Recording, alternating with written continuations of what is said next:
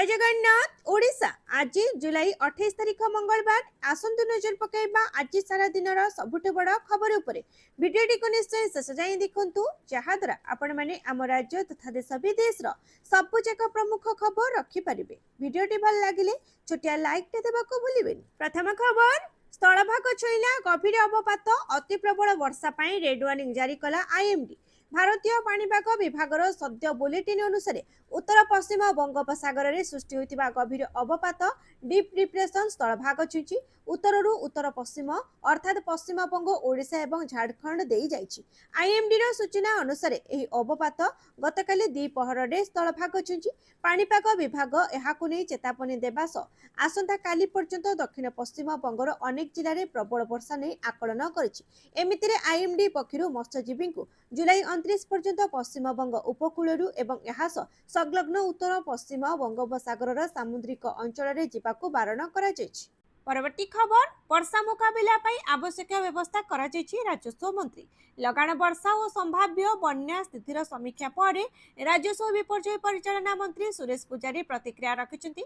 मंत्री कहछन्ति पाणीपाग विभागर सूचना अनुसार राज्यर 9टी जिले में प्रबल अति प्रबल वर्षार अनुमान करा जायछि। सेगुड़िक रेड अलर्ट जारी करा जायछि। अलर्ट थिबा जिलापाल मानक सह बैठक मध्य करा जायछि। समस्त प्रस्तुति जिला प्रशासन करिसारिछि। नजर रखिबाकू लोकंकु स्थानांतर करिबाकू निर्देश दिया जायछि। लोक माने स्थानांतर हेले रंधा खाद्य जरीपाल व्यवस्था करिबाकू कहा जायछि। ओड्राफ और अग्निशम विभाग को उक्त जिले में अलर्ट करा जायछि। परवर्ती खबर गणशिक्षा मंत्री इस्तीफा दाबी कले नवीन। प्रथमरु अष्टम पाठ्य पुस्तक त्रुटि प्रसंग में सरकार को घेरिले विरोधी दल नेता नवीन पट्टनायक। नवीन विद्यालय और गणशिक्षा मंत्री नित्यानंद गंडक इस्तीफा दाबी करिसेंति। नवीन कहते पिलांक पाठ्य पुस्तक रे अनेक त्रुटि अछि। 2 ରୁ 3 सप्ताह हेलाणी बीजेडी इस्तीफा दे दाबी करि आसुछि। से धर्मेंद्र प्रधान का भली उदाहरण सृष्टि करबा उचित। मंत्री पदरु नित्यानंद गंड इस्तीफा देबा उचित बोली नवीन कहते। सेपटे यहाको नै नवीन को बीजेपी कड़ा टार्गेट करिछि। बीजेपी साधारण संपादक बिरंची नारायण त्रिपाठी कहते निज सरकार समय अनेक थर प्रश्नपत्र लीक होता।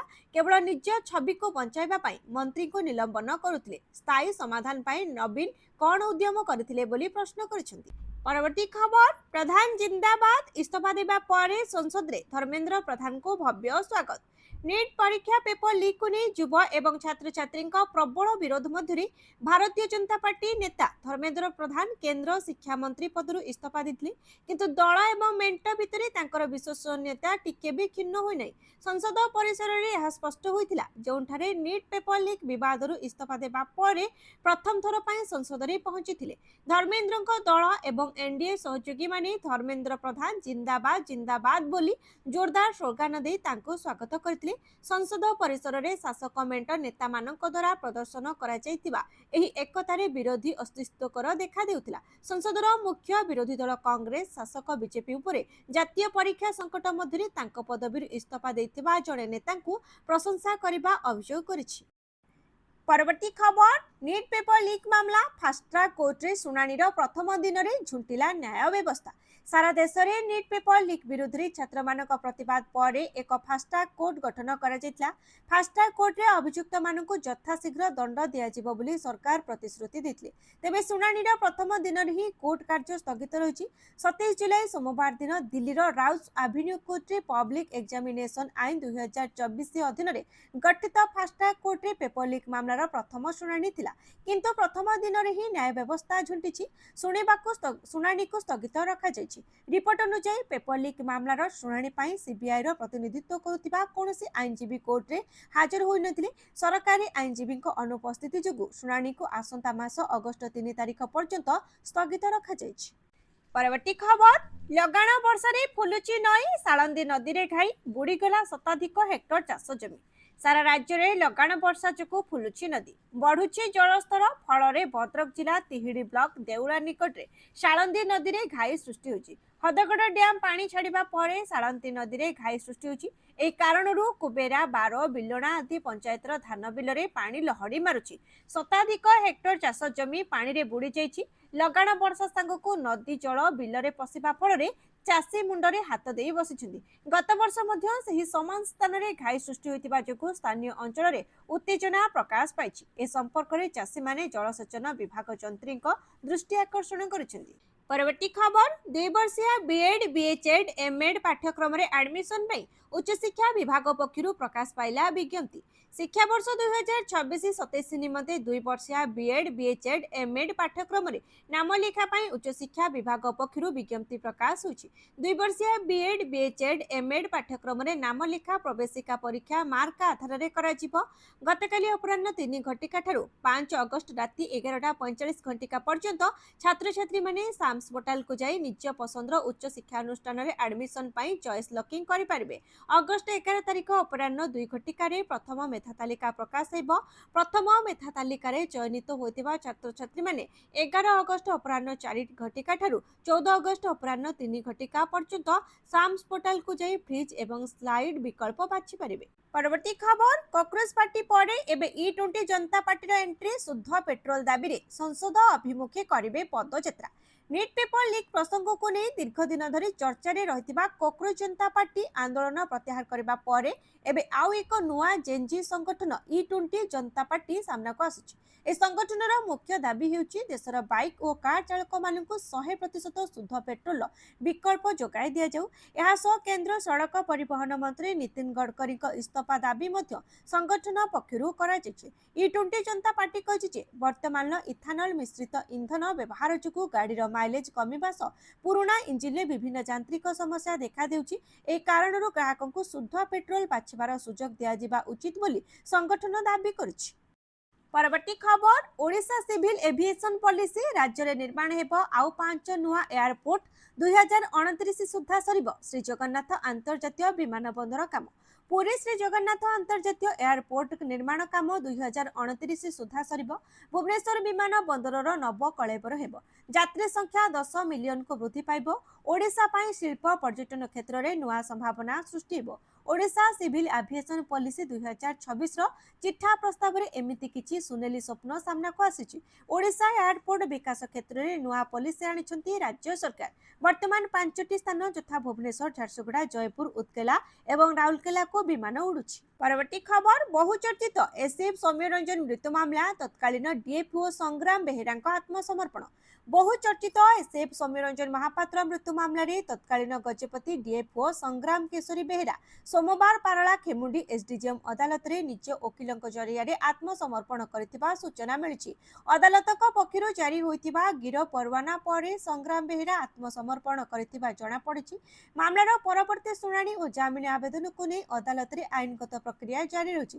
ସଂଗ୍ରାମ କେଶରୀ ବେହେରାଙ୍କ ପକ୍ଷରୁ ଓଡ଼ିଶା ହାଇକୋର୍ଟରେ ଦାଖଲ ହୋଇଥିବା CRLMC ନମ୍ବର 4056/2025 ମାମଲାରେ ଗତ ଜୁଲାଇ 14, 2026 ତାରିଖରେ ହାଇକୋର୍ଟ ତଳ ଅଦାଲତରେ ଆତ୍ମସମର୍ପଣ କରିବା ପାଇଁ ଆଉ 2 ସପ୍ତାହ ସମୟ ବଢ଼ାଇଥିଲେ। ପରବର୍ତ୍ତୀ ଖବର, ପରଲୋକରେ ପୂର୍ବତନ ମନ୍ତ୍ରୀ ସୁଶାନ୍ତ ସିଂ। ପୂର୍ବତନ ମନ୍ତ୍ରୀ ସୁଶାନ୍ତ ସିଂ ଆଉ ନାହାନ୍ତି। ରବିବାର ବିଳମ୍ବିତ ରାତିରେ ଭୁବନେଶ୍ୱର ସ୍ଥିତ ଏକ ଘରୋଇ ହସ୍ପିଟାଲରେ ଚିକିତ୍ସାଧୀନ ଅବସ୍ଥାରେ ତାଙ୍କର ପରଲୋକ ହୋଇଛି। ମୃତ୍ୟୁ ବେଳକୁ ତାଙ୍କୁ 53 ବର୍ଷ ହୋଇଥିଲା। ସ୍ୱର୍ଗତ ସିଂ ବିଜେଡିର ଜଣେ ଆଗଧାଡିର ନେତା ଥିଲେ। ଗତ 2009ରୁ 2024 ପର୍ଯ୍ୟନ୍ତ କ୍ରମାଗତ 3 ଥର ବରଗଡ଼ ଜିଲ୍ଲା ଭଟଲି ବିଧାନସଭା ଆସନରୁ ନିର୍ବାଚିତ ହୋଇଥିଲେ। ସେ ନବୀନ ପଟ୍ଟନାୟକଙ୍କ ସରକାରରେ ଶ୍ରମ ମନ୍ତ୍ରୀ, ଗ୍ରାମ୍ୟ ଉନ୍ନୟନ ମନ୍ତ୍ରୀ ଭାବେ ଦାୟିତ୍ୱ ଗ୍ରହଣ କରିଥିଲେ। ଏହା ସହିତ ସେ ବରଗଡ଼ ଜିଲ୍ଲା ଯୋଜନା କମିଟି ଅଧ୍ୟକ୍ଷ ପଦବୀରେ ମଧ୍ୟ ଥିଲେ। ବରଗଡ଼ ଜିଲ୍ଲା ସୋହେଲା ବ୍ଲକ ବାଉଁଶରୀମୁଣା ଗ୍ରାମରେ ଜନ୍ମଗ୍ରହଣ କରିଥିବା ସ୍ୱର୍ଗତ ସିଂ ପରଲୋକରେ ଅଞ୍ଚଳରେ ଗଭୀର ଶୋକ ଖେଳିଯାଇଛି। ପରବର୍ତ୍ତୀ ଖବର, ନିତିନ ଗଡ଼କରୀଙ୍କ ବଡ଼ ବିଜୟ। ମେଟା, ଏକ୍ସ ଏବଂ ଗୁଗଲ ବିରୋଧରେ ମାମଲା ରୁଜୁ କରିବାକୁ ଅନୁମତି। କେନ୍ଦ୍ରମନ୍ତ୍ରୀ ନିତିନ ଗଡ଼କରୀଙ୍କୁ social media platform Meta, X, Google ଏବଂ ଅନ୍ୟମାନଙ୍କ ବିରୋଧରେ ଏକ ଦେୱାନୀ ମାମଲା ଦାୟର କରିବାକୁ ଅନୁମତି ମିଳିଛି। ଏହି ମାମଲାଟି AI generated deep fake video ଏବଂ ତାଙ୍କ ବଦନାମ କରିବା ପାଇଁ ଡିଜିଟାଲ କଣ୍ଟେଣ୍ଟ ତିଆରି ସହିତ ଜଡ଼ିତ। ଏହି ମାମଲାଟି ଇଥାନଲ ମିଶ୍ରଣ ପଦକ୍ଷେପ ସହିତ ମଧ୍ୟ ଜଡ଼ିତ, ଯାହା ଦେଶରେ ଏବେ ଏକ ପ୍ରମୁଖ ରାଜନୈତିକ ପ୍ରସଙ୍ଗ ପାଲଟିଛି।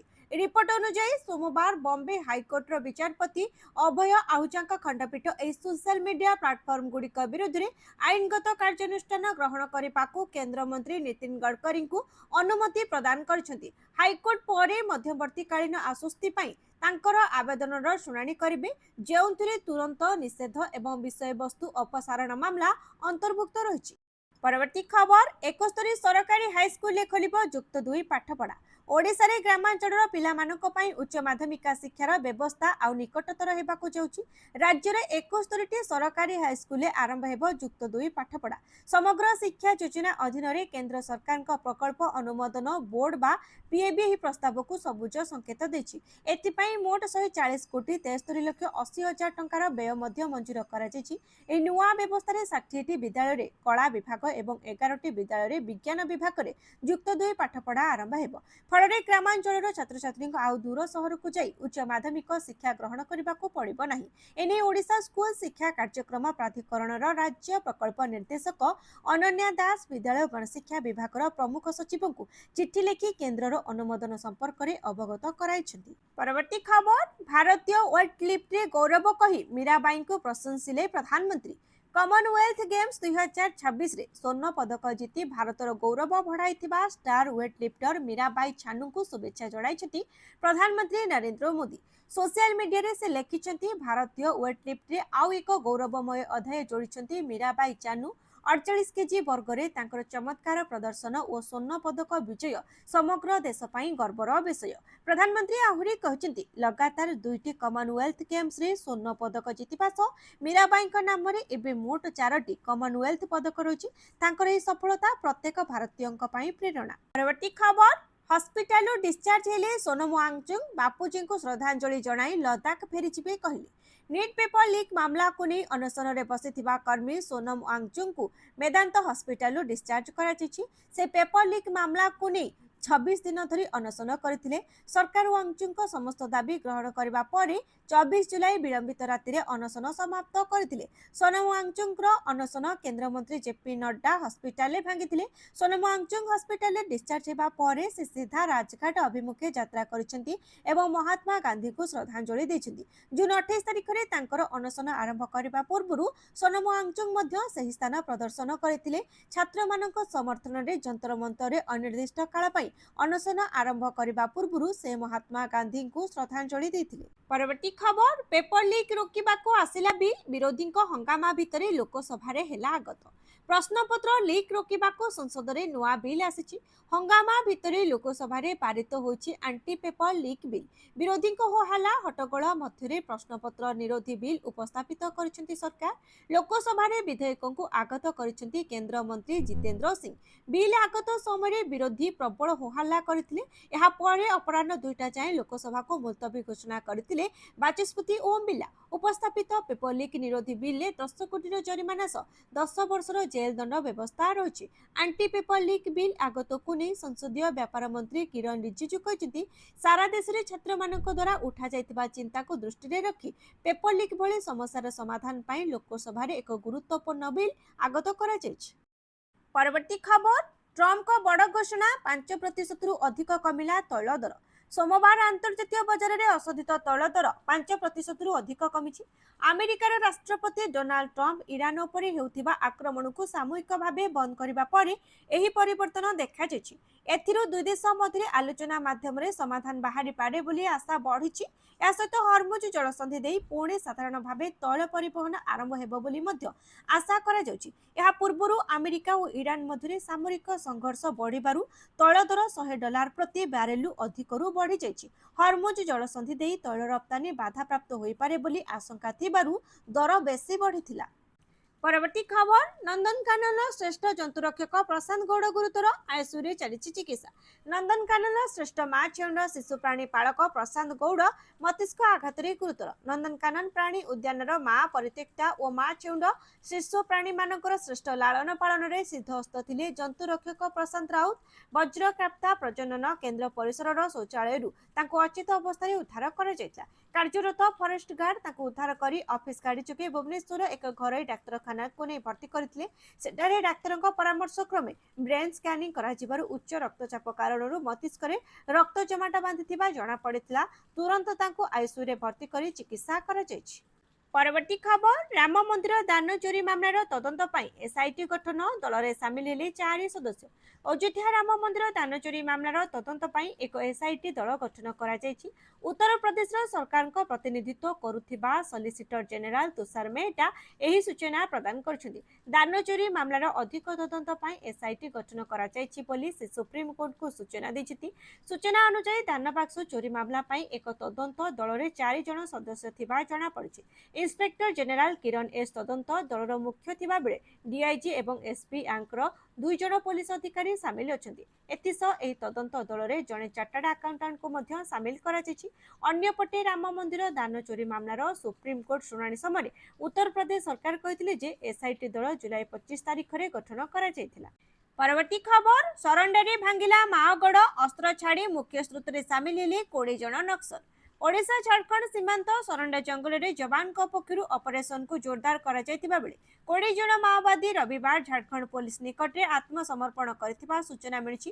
तेबे एने पुलिस पक्षर विधिवत भाव घोषणा करा जिवो बोली जणा पड़िछि। सूचना मुताबक सरंडा छाड़ी माओ केंद्रीय कमिटी सदस्य मिश्रीर बेसरा पंजाब पड़ाई जायतिबा बेले असीम मंडल पश्चिम बंग चली जायछिन्ति। ए संपर्क में पुलिस जानिबा परे सेमानंकु धरिबा लागि झारखंड पुलिस पक्षर उद्यम जारी रहिछि। दुई माओ नेता पड़ाई जिबा परे बाकी रहिथिबा अन्य माओवादी को धरिबा लागि सीआरपीएफ कोब्रा जागुआर जवान माने सरंडा जंगल रे ऑपरेशन को जोरदार करिसेंति।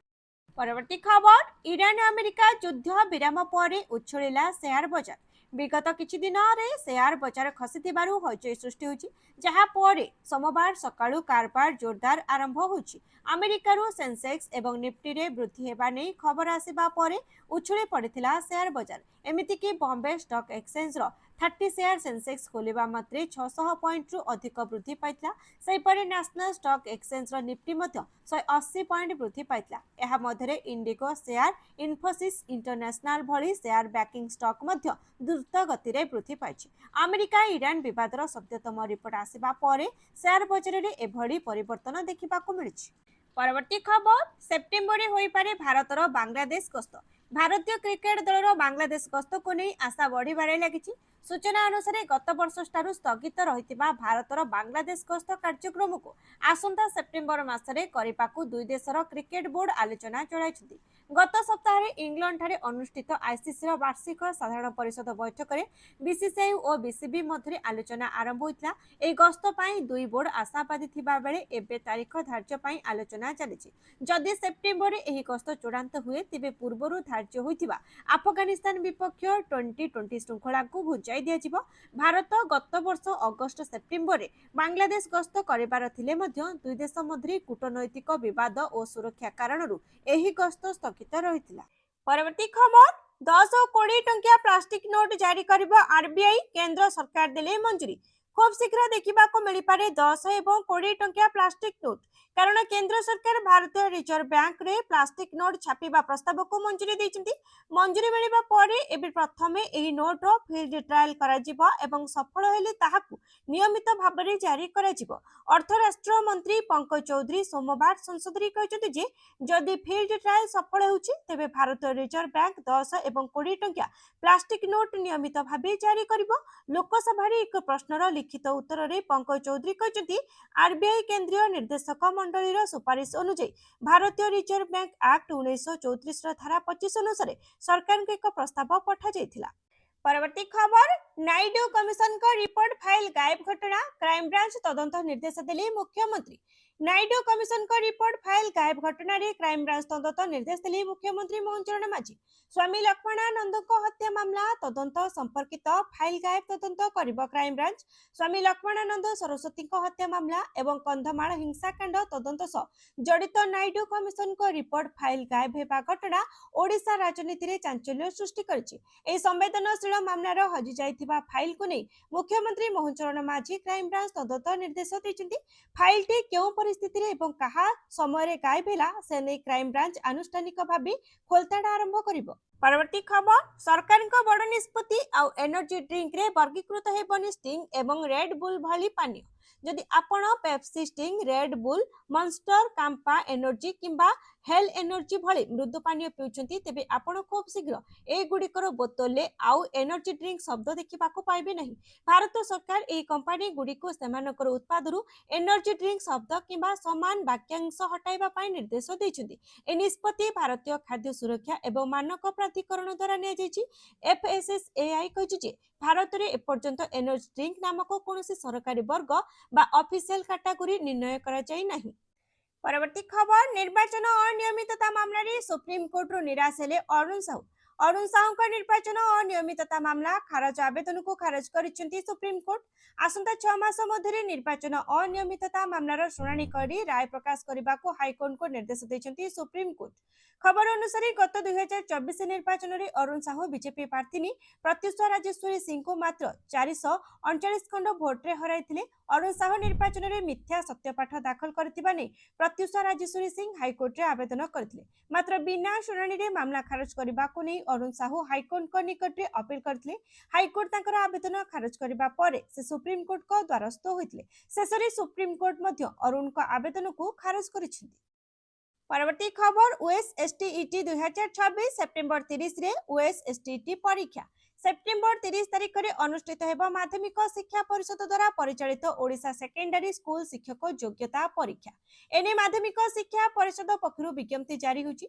विज्ञप्ति अनुसार गोटे सिटिंग रे हेबा उभय पेपर 1 एवं पेपर 2 परीक्षा सकाळ 9 टा 11:30 मध्य परीक्षा नै सूचना दिया जायछि। परवर्ती खबर शिक्षा मंत्री इस्तीफा न देले ओडिशा बंद भक्त। सांबादिक मानक विवृत्ति दे ओपीसीसी सभापति भक्तचरण दास सरकार को रोकठोक कहते जदि आगामी 7 दिन मध्य शिक्षा मंत्री नित्यानंद गंड इस्तीफा देवे नहीं तेबे कांग्रेस ओडिशा बंद कर। 1942 आंदोलन पर राहुल गांधी नेतृत्व में भारत में छात्रों आंदोलन एक विशाल जन आंदोलन में परिवर्तन है। छात्रों भविष्य सहित कौन प्रकार सालिश कर छात्रों प्रत्येक कार्य सहायता पाई राहुल गांधी आह्वान कांग्रेस राज्यर कोण अनुकोण में लागू कर।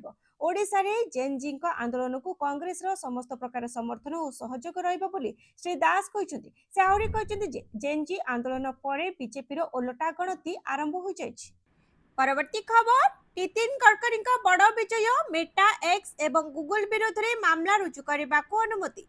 केंद्र मंत्री नितिन गडकरी को social media platform Meta x Google एवं अन्य मानक विरोध में एक देवानी मामला दायर करने को अनुमति मिली। ए मामलाटी AI generated deep fake video एवं तांको बदनाम करबा पई डिजिटल कंटेंट तैयारी सहित जड़ित। ए मामलाटी इथानल मिश्रण पदक्षेप सहित मध्य जड़ित जहाँ देश रे एबे एक प्रमुख राजनैतिक प्रसंग पलटिछि। रिपोर्ट अनुसार सोमवार बॉम्बे हाईकोर्ट रो विचारपति अभय आहूजा खंडपीठ ए सोशल मीडिया प्लेटफॉर्म गुड़िक विरोध में आईनगत कार्यानुष्ठान ग्रहण करने को केंद्र मंत्री नितिन गडकरी को अनुमति प्रदान करछन्ती। हाईकोर्ट परे मध्यवर्तीकालीन आश्वस्ति पाई तांकर आवेदन शुणाणी करेंगे जो तुरंत निषेध एवं विषय वस्तु अपसारण मामला अंतर्भुक्त रही।